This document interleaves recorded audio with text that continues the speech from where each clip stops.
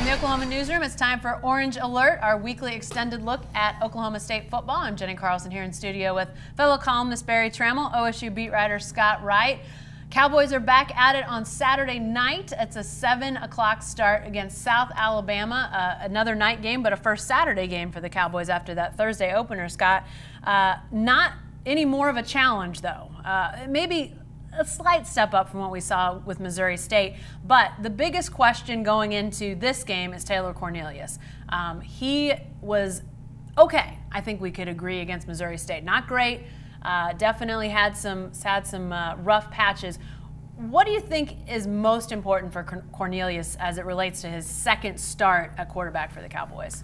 Well, it's the big thing that Mike Gundy has been harping on the entire time, which is he needs to go out there and just throw the ball. He needs to play the way that he plays in practice, be able to take that to the field and execute the way that they've seen him do, going all the way back to bowl prep when he was filling in for Mason Rudolph last December, trying to while Rudolph was resting, trying to get healthy.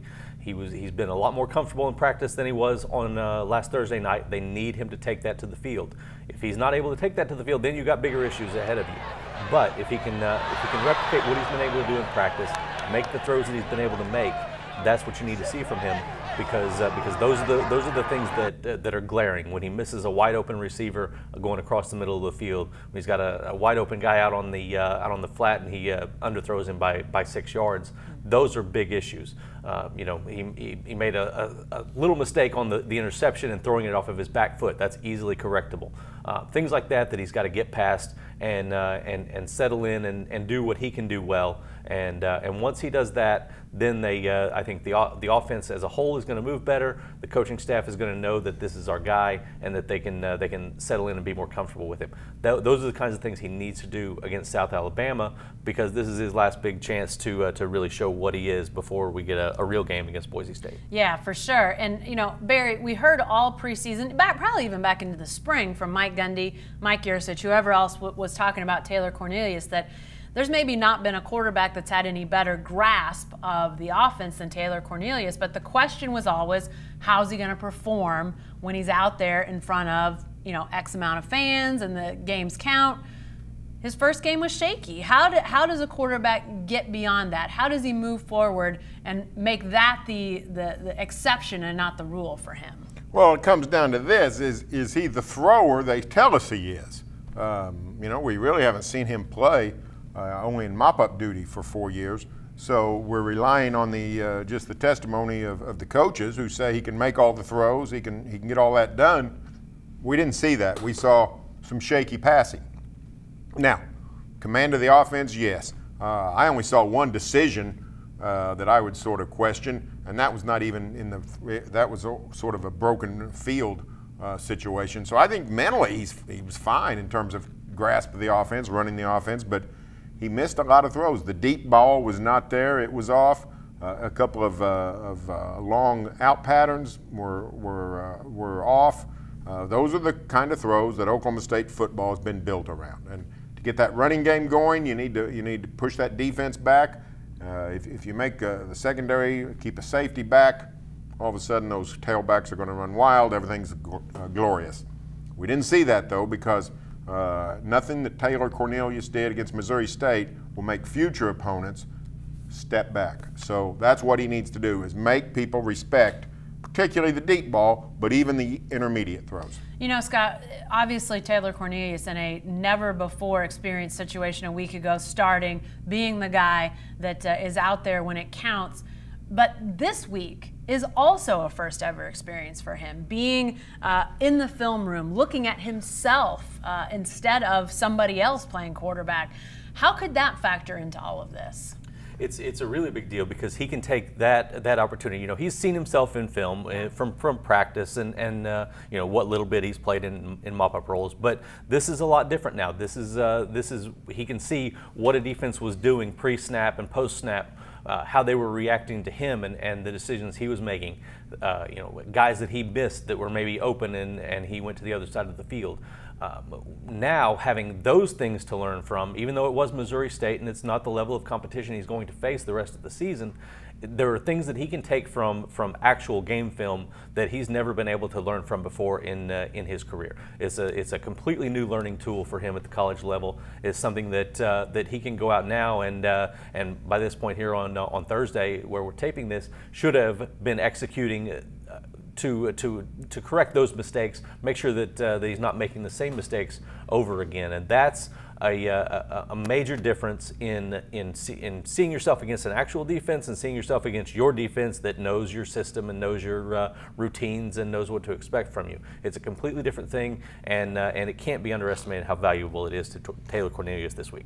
You know, we've referenced it a couple different ways, but obviously this Boise State game in a week looms. You start with an FCS opponent in Missouri State, then a slight step up to a lower level FBS team in South Alabama coming this week, Barry. But Boise State's, I mean, that's a pretty good matchup. They're going up there to return the trip eventually, but to have that schedule, I know there's been people along the way that have lamented Oklahoma State's non-conference schedule. Yes, that Missouri State game, blech.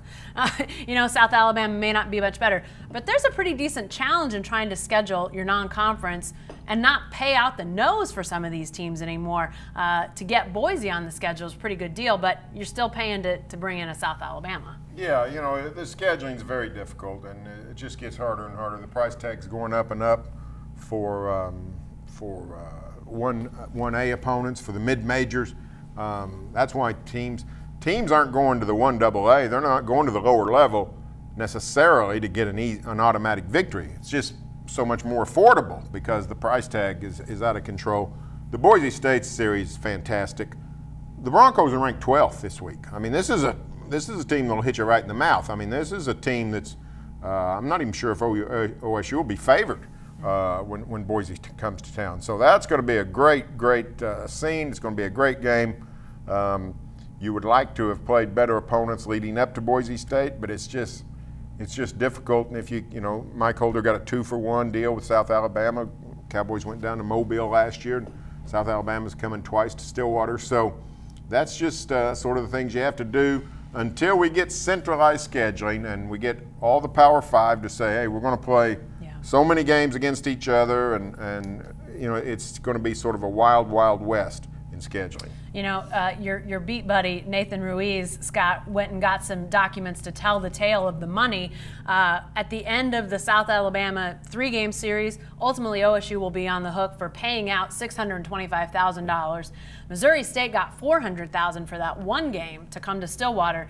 The Boise State match is actually going to be a financial wash. The teams are going to pay each other the same sum for the 2 games, just depending on who's going where.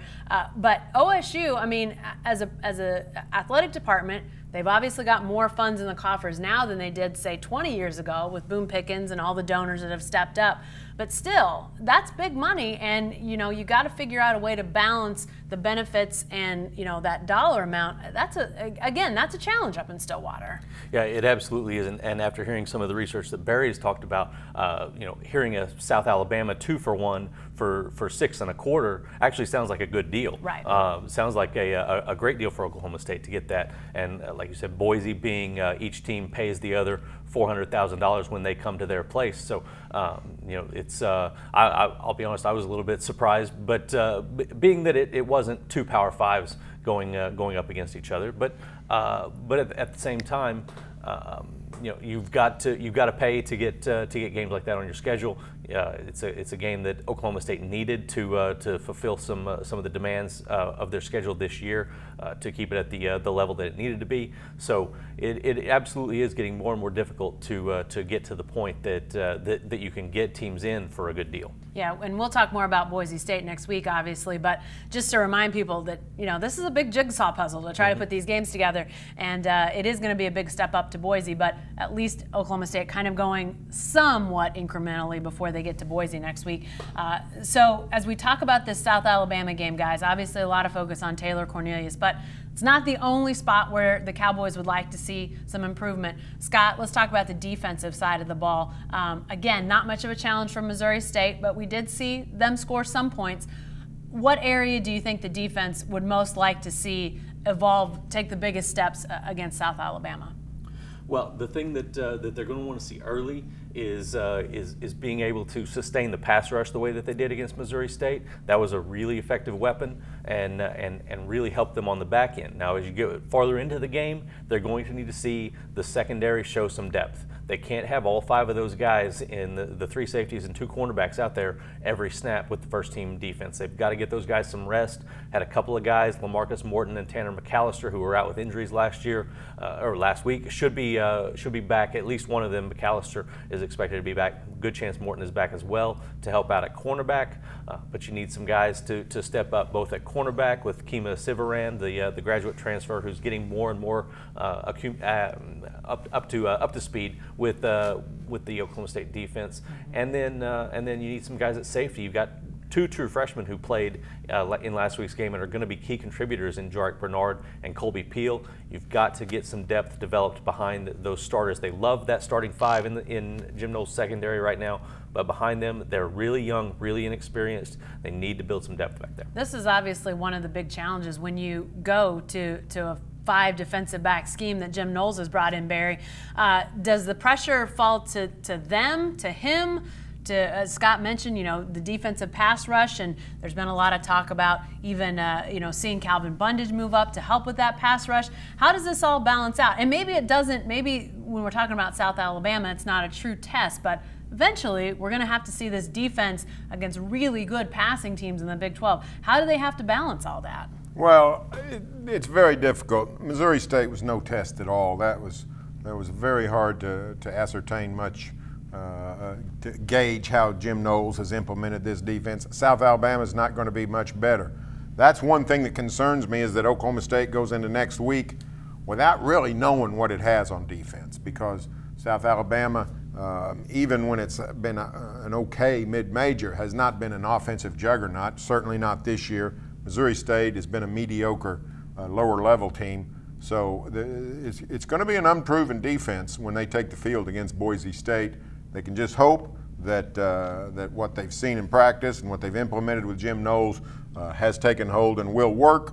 But I don't know that we're not going to know much about this defense until 2:30 on September 15th. So, Scotty, considering that, is the bigger question mark going into Boise Taylor Cornelius, or is it the defense? Well, the defense, like Barry said, we're not going to learn any more really about the defense. They're going to go up against some better athletes against South Alabama. So I think going into South Alabama, the bigger question remains Taylor Cornelius. But going to Boise, that's when the defense is really going to be under the gun. We're going to have to see what they can do against an offense like Barry said, is not afraid to hit you in the mouth, come out and be physical. They're going to have to still be able to use their speed and rely on that secondary to play good coverage and help the pass rush get established up front as well. All right, guys. I would go to predictions at the end, but I don't really feel like we need to explain our blowout predictions. Scott, you've got the Cowboys winning 63-13. Barry, you've got them winning 56-6. So I'll say this.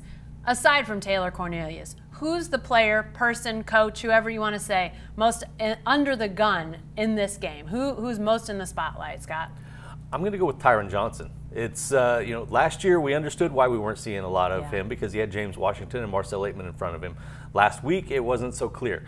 He's out there a lot. It's not necessarily his fault if he doesn't get targeted, but he's a guy that they need to start getting involved. They don't necessarily desperately need him this week, but they need him to start building some progress toward being an important playmaker in this offense. We've seen it in practice. We've seen it in spring games. They need him to go out and do it on a Saturday night. Who is it for you, Barry? I'm going to say Marcus Keys, the offensive lineman. Scotty pointed out that out of the guys they used, this is a veteran who we thought was a cornerstone of the offensive line. He played less than anybody else out on that line the other day. We don't know what's going on. We don't really get word. When we watch it, it's hard to tell what's going on. But I want to know, is this offensive line going to look different personnel-wise than maybe we thought? So that's what I'm going to be keeping an eye on, is how that offensive line looks and works and who actually plays. All right, guys. It's Saturday night, 7 o'clock start up at Boone Pickens Stadium. If you're not headed up there, Fox Sports Net is where you can watch the Cowboys play South Alabama. Be sure to stay with the best coverage team anywhere at newsok.com and every day in the Oklahoman.